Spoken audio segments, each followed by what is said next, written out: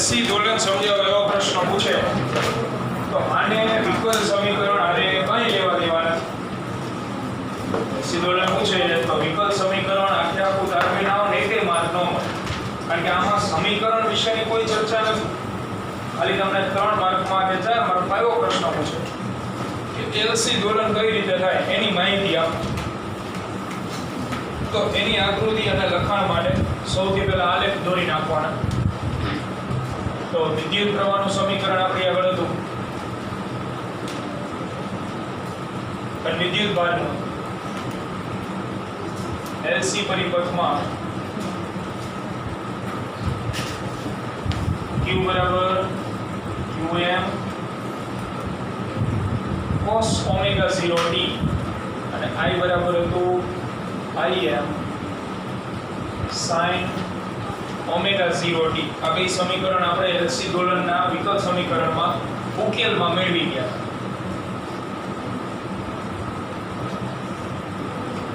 આના ઉપરથી બેના આલેખ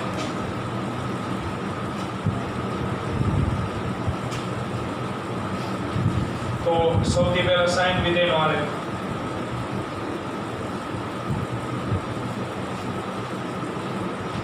આ ઉપર આવશે સમય t અને અનુરૂપ cos વિધેયનો આલેખ. તો બે રાશિ અલગ અલગ.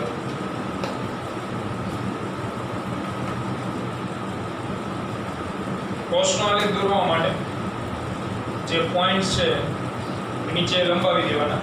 cos નો આલેખ શરૂ થશે 1 થી, સિક્વન્સ આવે +1 પછી 0 પછી માઈનસ. આ જ્યારે મહત્તમ થશે ત્યારે આ 0 પાછો આ 0 થાય તો આ 0 માંથી ન્યૂનતમ એટલે માઈનસ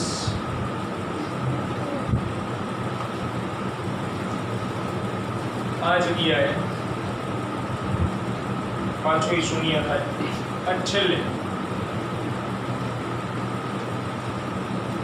જ્યાં હતો ત્યાં આલેખ પૂર્ણ થઈ જાય.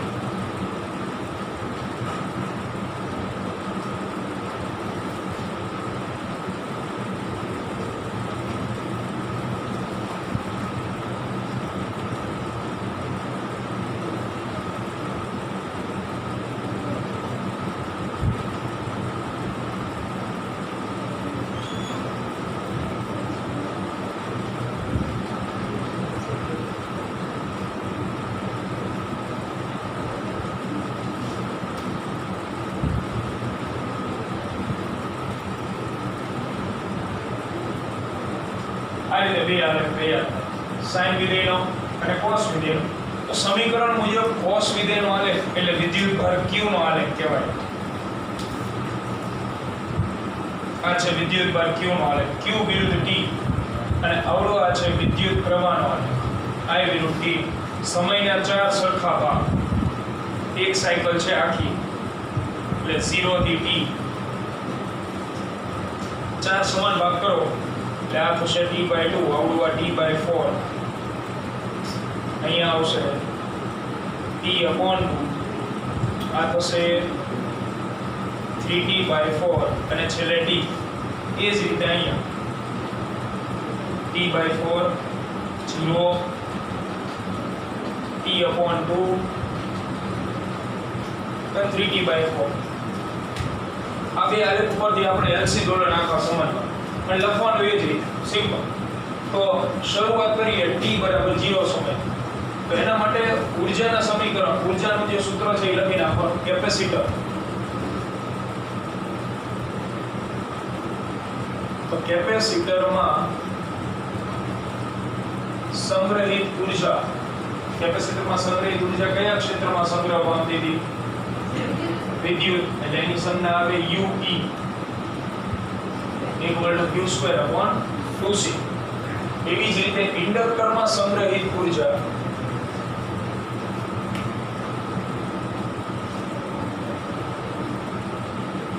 એ આવશે ચુંબકીય ક્ષેત્રમાં એટલે UB = 1/2 Li². આને અનુરૂપ લખાણ આવશે અલગ અલગ સાયકલ.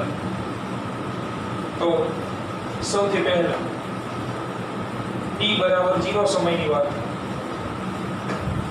તો t બરાબર 0 સમયે શું જોવા મળશે આપણે? L અને C દોરીએ. આ કેપેસિટર અને આ છે ઇન્ડક્ટર.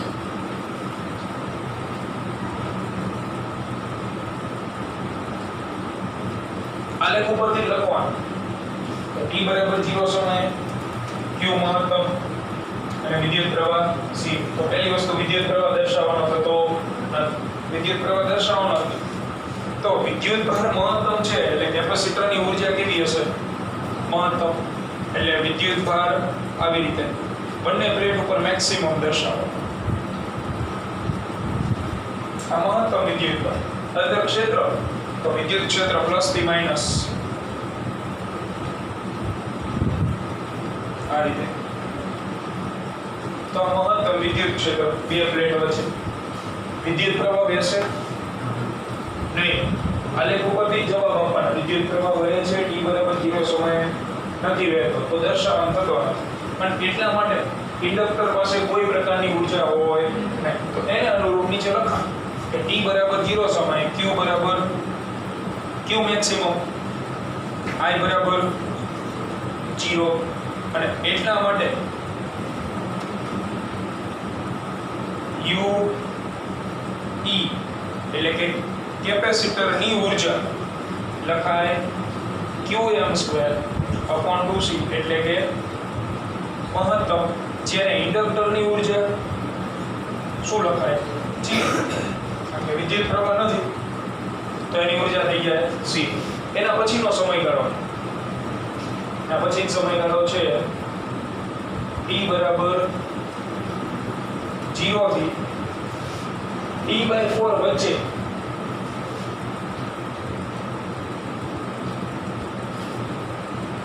એક્ઝેક્ટલી t/4 એને પહોંચી જવાનું. 0 થી t/4 વચ્ચેની વાત છે તો ત્યારે શું આવશે? આ જ કેપેસિટર આવડું આ ઇન્ડક્ટર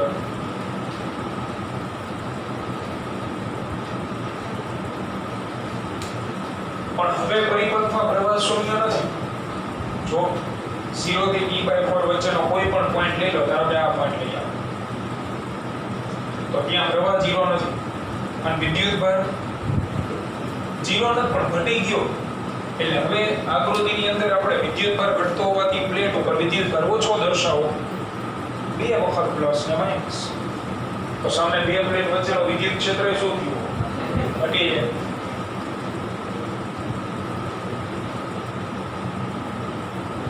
આ ઘટી. હવે પરિપથમાંથી વિદ્યુત પ્રવાહ વહે છે એટલે દર્શાવવાનું. તો સામે આની ઊર્જા મળશે ને. હવે તો ઇન્ડક્ટરમાં ચુંબકીય ક્ષેત્ર આવે એટલે ચુંબકીય ક્ષેત્ર રેખાઓ દર્શાવવાની. એટલે આ મુજબ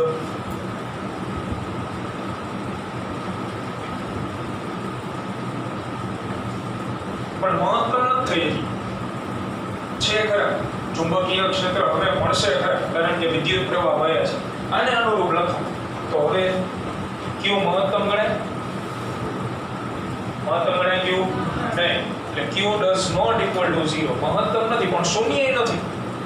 પછી વિદ્યુત પ્રવાહ એની એવી જ હાલત.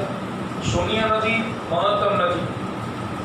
ત્યારની ઊર્જા તો u e બરાબર q²/2c. જો મહત્તમ નથી એક અક્ષરનો ફેર qm, અહીંયા qm નહીં આવે કારણ કે વિદ્યુત ભાર શું છે?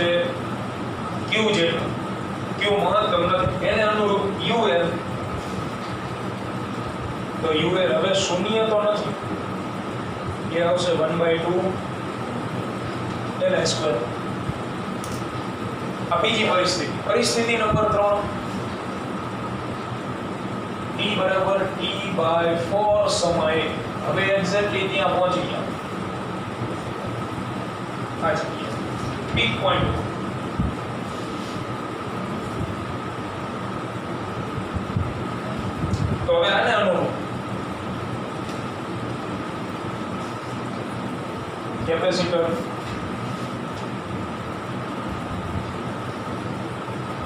અને ઇન્ડક્ટર.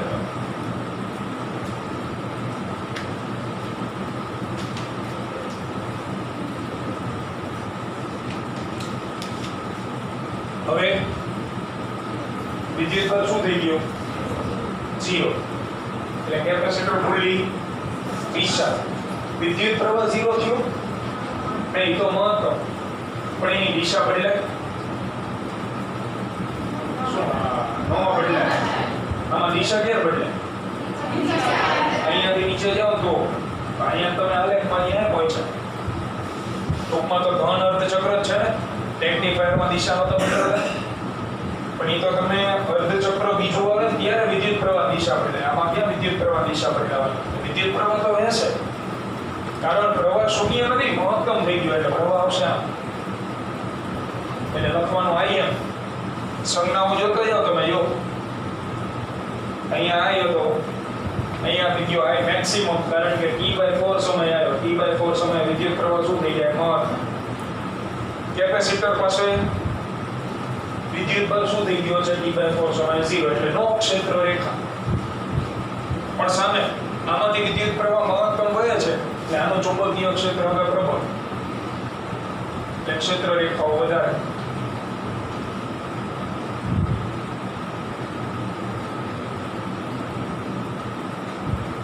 આ રીતે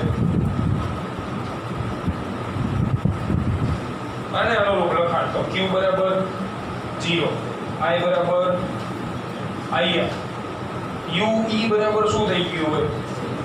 0, અને UB 1/2 L Im², એટલે કે મેક્સિમમ. અને પછી સાયકલ કઈ આવશે? T/4 થી T/2 વચ્ચે. તો એ સમયગાળા દરમિયાન શું હોય? વિચારો. આ સમયગાળા દરમિયાન શું હોય? તો વિદ્યુત પ્રવાહ ઘટતો હશે. દિશા બદલે? દિશા ન બદલે એટલે Im નીકળી જવાનું. Im ની જગ્યાએ શું આવશે? I. વિદ્યુત ભારની હાલત શું થઈ? ઋણ થઈ ગયો. એટલે હવે પ્લેટ ઉપરના વિદ્યુત ભારની નિશાની બદલી નાખવાની. અને પછીની આકૃતિ તમે દોરો તો એમાં આ નિશાની ચેન્જ થઈ જાય. આ પ્લેટ રહી કેવી થઈ જાય? ઋણ, અને આવડી આ પ્લેટ ધન. કારણ કે વિદ્યુત ભાર માઈનસ સાયકલમાં દાખલ છે. અને પાછો મહત્તમ તો નહીં થાય. મહત્તમ એક્ઝેક્ટલી ક્યાં થાય? T/2. તો વચ્ચેના સમયગાળામાં આવી જ આકૃતિ આવે, પણ આ બે પ્લેટની નિશાની શું થઈ જાય? ઊંધી. અહીં માઈનસ થઈ જાય, અહીં પ્લસ થઈ જાય, તો ક્ષેત્ર આમ થઈ જાય. વળી પાછું આનું ક્ષેત્ર ઘટી ગયું હોય ને, એટલે ઓલા પણ મહત્તમ થયું એની જગ્યા ઘટી. અને છેલ્લી આકૃતિ T/2 સમય પાછો વિદ્યુત પ્રવાહ 0, એટલે ઇન્ડક્ટર લોકો કેપેસિટર મહત્તમ. આ જ આકૃતિ થાય, પણ પ્લેટની નિશાની ચેન્જ થાય. તો જો ચોપડી પાછળ આકૃતિ આપી છે. કાઢો પેજ નંબર કેટલામું છે? 256.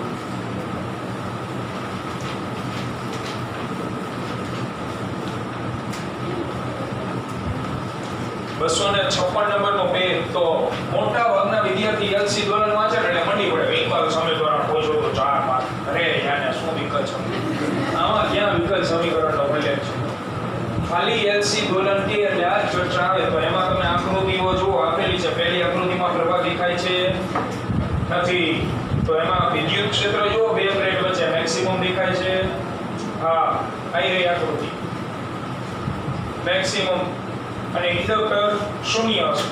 આકૃતિ નંબર બીજી જુઓ, એમાં પ્રવાહ વહેવાનો શરૂ થયો, તો સામે જો ઇન્ડક્ટરમાં એક ક્ષેત્ર રેખાઓ મળી, તો સામે કેપેસિટરમાં ક્ષેત્ર ઘટી ગયું હશે. આકૃતિ નંબર ત્રીજી, પ્રવાહ મહત્તમ હશે, Im લખ્યું હશે જો, અને ચુંબકીય ક્ષેત્ર મેક્સિમમ હશે, તો સામે કેપેસિટર લખવું. કેપેસિટરમાં નહીં હોય ક્ષેત્ર રેખાઓ. ચોથી આકૃતિ જુઓ, જો પ્લેટની નિશાની બદલાઈ ગઈ હશે, ધ્યાનથી જોવું પડશે તમારે. પ્લેટની નિશાનીઓ જે છે એ ચેન્જ થઈ ગઈ હશે, બદલાઈ જાય. એમાં પાછું ક્ષેત્ર પ્રબળ નહીં થયું, બે લાઈન દેખાય, અને સામે ઇન્ડક્ટરમાં ક્ષેત્ર રેખાઓ હશે પાછી. અને છેલ્લી આકૃતિમાં તમે ધ્યાનથી જોશો ને તો પહેલી જેવી પણ પાછી પ્લેટની નિશાની ઊંધી થઈ ગઈ હશે જો. એટલે આને કહેવાય ઊર્જાનું એક દોલન પૂરું થયું. અને ઊર્જાનું એક દોલન પૂરું થાય ત્યારે વિદ્યુત ભાર અને વિદ્યુત પ્રવાહનું અડધું જ પૂરું થાય. ઓલા પાવર જેવી વાત થઈ ગઈ. પાવરમાં આપણે વિદ્યુત પ્રવાહ અને વિદ્યુત ભારના દોલન દર્શાવતા હતા વોલ્ટેજના, તો ત્યારે પાવરના P ના બે દોલન થઈ જતા હતા ને. આ મુજબ આલેખ દોરાવેલા છે. તો આમાં એવું તો ક્યારેક પૂછે કે વિદ્યુત પ્રવાહનું એક દોલન પૂર્ણ થાય તો વિદ્યુત ભારના કેટલા દોલન થાય? અડધું થાય. આપણે આપણો જ આલેખ સમજાય એમાં એક દોલન આખું પૂરું થઈ જાય. ઊર્જાની લેવડ દેવડ પૂર્ણ થઈ ગઈ. આની આગળ સંપૂર્ણ ઊર્જા હતી એ આને આપી દીધી અને વળી પાછી મેળવી લીધી T/2 સમયગાળા. એટલે ક્યારેક આ પણ પ્રશ્ન પૂછાતો હોય છે કે વિદ્યુત પ્રવાહના 8 દોલન થાય તો ઊર્જાના કેટલા દોલન થાય? 16. તો એને તમારે હાઇલાઇટ કરીને લખ નાખવાનો. ચર્ચા થઈ ગઈ, બધી ચર્ચાઓ લખાવીશું, બરોબર? એટલે આના ઉપરથી અહીંયા સુધીની ચર્ચા આવે. એલસી દોલન સમજાવો. હાવ હેલ બે સમીકરણ આલેખ સિવાયની વાત જ ન થાય. અમુક જગ્યાએ એવું જાણવા મળે, ગોળા મારવા મળે હોય ને, આલેખ ન ખબર હોય. જો ઈ કે પ્લસ છે ને, પ્લસમાંથી વિદ્યુત પ્રવાહ નીકળે, આ નીકળો, પછી માઇનસમાં પ્રવાહ દાખલ થાય. બરોબર છે સર? ઓકે. તો આમાં કેમ નથી? તો પ્રિન્ટિંગ મિસ્ટેક હોય, નથી દેખાય. એટલે વિદ્યુત પ્રવાહને વિદ્યુત ભારને આમાં કંઈ લાગતું ઓળખતું નથી હો. વિદ્યુત ભારને લીધે વિદ્યુત પ્રવાહ નથી વહેતો. આલેખ પ્રમાણે આપણે દર્શાવીએ છીએ. કારણ કે ચોથી આકૃતિ આવશે, તમે એમાંય જોઈ શકો. ચોથી આકૃતિ આવશે ને એમાં આવું આવશે. ચોથી આકૃતિમાં પ્લસ આવશે અને માઇનસ આવશે. એ તો વિદ્યુત ભારની નિશાની બદલાની, વિદ્યુત પ્રવાહ દિશા બદલે. વિદ્યુત પ્રવાહ તો આમ જ વહે છે. એમાં પૂછો સર આમાં તો માઇનસમાં, એ પ્રિન્ટિંગ મિસ્ટેક હોય. એટલે ધ્યાન રાખજો. આમાં એલસી દોલનમાં એવું નથી થતું કે પ્લસમાંથી નીકળે અને માઇનસમાં દાખલ થાય. વિદ્યુત ભારને વિદ્યુત પ્રવાહને કંઈ આમાં લાકડીના સંબંધો છે, બરોબર? આલેખ ઉપરથી આખી ચર્ચા આવે અને આલેખ ચોપડીમાં ક્યાંય ન થાય. આવડો આલેખ બુકમાં આપેલો જ નથી. અને નીચે જે ફકરા સ્વરૂપે લખાણ આપ્યું ને, યાદ એવું ને 1 2 3 અને હજી બીજી બે આકૃતિ દોરશું ને એમાં લખશું. તો આપણે આ જ રીતે લખો અને તમે લાઈન સ્વરૂપે લખી નાખો, ફકરા બની જાય. જેવો પરીક્ષામાં સમય બરોબર પૂર્ણ કરવાનો ઝડપ. આ છેલ્લી બે સાયકલ T/4 થી T/2 સમય, એમાં નિશાનીઓનું ખાસ ધ્યાન રાખવું. પ્લેટની નિશાની બદલાશે કારણ કે વિદ્યુત ભાર જે છે એ ઋણ સાયકલમાં પ્રવેશ કરે. આલેખ ઉપરથી વિદ્યુત પ્રવાહની દિશા નહીં બદલે. વિદ્યુત પ્રવાહ એ જ દિશામાં આલેખ ઉપરથી, કારણ કે ધન અર્ધ ચક્રમાં જ છે. અને T/2 સમયે તો કેપેસિટર ફૂલી ચાર્જ થઈ જાય, જે શરૂઆતમાં હતું, અને ઇન્ડક્ટર ફૂલી ડિસ્ચાર્જ. એટલે એમાં કોઈ ક્ષેત્ર રેખા નહીં. તો આને ઊર્જાનું એક દોલન પૂર્ણ થયું એવું કહી શકાય કે જ્યારે વિદ્યુત પ્રવાહ અને વિદ્યુત ભારના કેટલા દોલન પૂર્ણ થયા કહેવાય છે? પણ આને અનુરૂપ દાખલો છે ઉદાહરણ 7.11, જે સાબિતી છે એક પ્રકારની. એટલે 3 માર્ક માટે મહત્વ.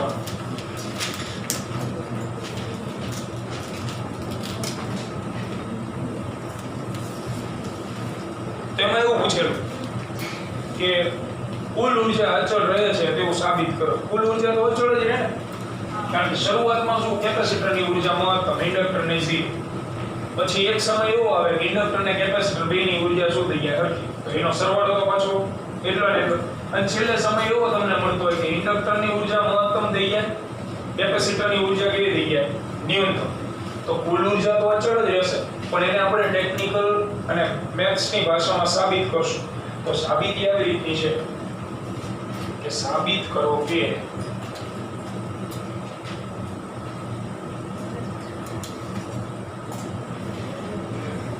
UE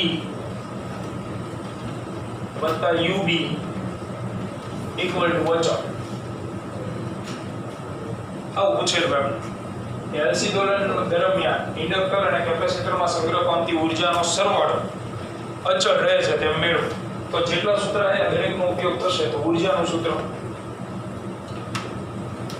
કેપેસિટર માટે સંગ્રહિત ઊર્જા એટલે કે UE, એનું સૂત્ર છે Q²/2C. જ્યારે ઇન્ડક્ટર તો ઇન્ડક્ટરમાં સંગ્રહિત ઊર્જા એનું સૂત્ર આપણી પાસે છે UB 1/2LI². તે સિવાય Q અને M I ના તો સૂત્ર છે Q બરાબર QM cos omega 0t અને I બરાબર IM sin omega 0t. આના ઉપયોગથી આપણે આવું સાબિત કરશું. ડાબી બાજુથી શરૂઆત કરવાની, જમણી બાજુ આવી જશે. તો ડાબી બાજુ છે બંને ઊર્જાઓનો સરવાળો. તો કરીએ સરવાળો q²/2c 1/2 Li². q ની જગ્યાએ મૂકતો સમીકરણ એનું અવળું એટલે qm cos omega 0t આખાનો વર્ગ છેદમાં 2c પ્લસ 1/2 L I ની જગ્યાએ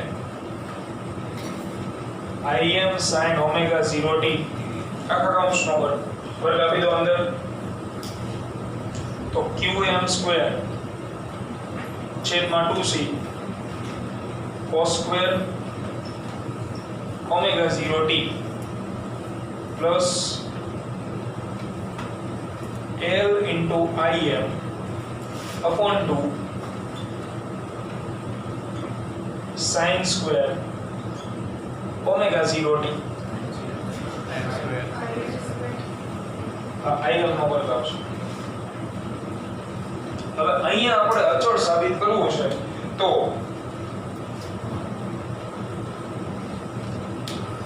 કોઈ પણ રીતે આવડું આ પદ જે દેખાય છે આ પદને આપણે એડિટ કરીને જો આના જેવું કરી નાખીએ તો આ બેમાંથી q²/2c કોમન નીકળી જાય. તો અંદર વધે sin² ને વત્તા cos² એની કિંમત કેટલી થઈ આવે 1. તો અહીંયા તમારે વિચારવું પડે. એના માટે Im વિચારો. Im શું હતું? ગઈકાલે મેં કીધું તો આ પહેલી વખત એવો Im આવે છે કે જ્યાં અવરોધ અથવા તો ઓહમના નિયમનો ઉલ્લેખ નથી. અહીંયા આપણે ગઈકાલે LC ડોલરના સમીકરણમાં કોની જગ્યાએ મૂક્યું હતું? જોઈ લો qm * omega 0 એની જગ્યાએ Im મૂકી ગયા. જે યાદ આવવું જરૂરી છે કારણ કે નહીંતર અહીંથી અટકી જાવ તો ગમે એમ તમે જમ પછાડા કરો ન આવે. Im ની જગ્યાએ આવવું યાદ આવવું જોઈએ. મૂકી દો અહીંયા. હવે થઈ ગયા જે સમીકરણ 1 માં મૂકતા.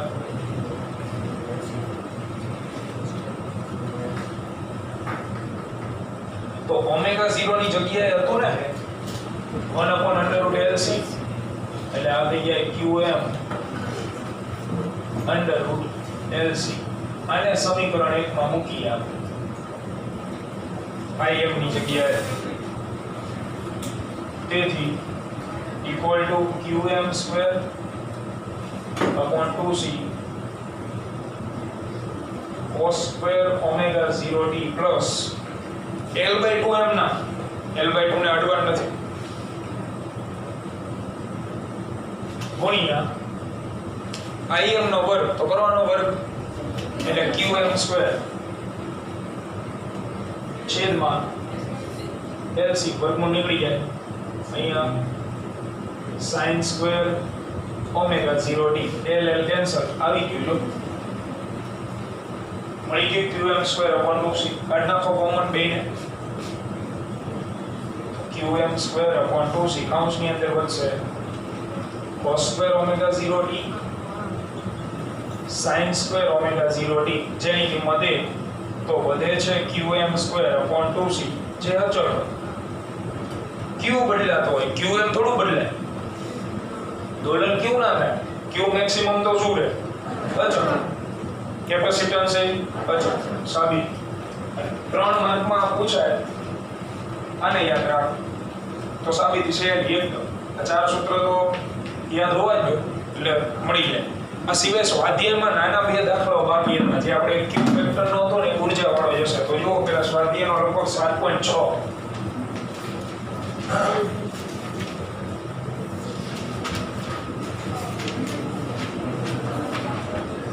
તેમાં તમને ઇન્ડક્ટન્સ અને કેપેસિટન્સ બે આપેલું હશે, અવરોધ આપ્યો છે અને કેપેસિટન્સ માઇક્રોમાં આપ્યો, એને એસઆઈ માં ફેરવી નાખવાનું 10 - 6.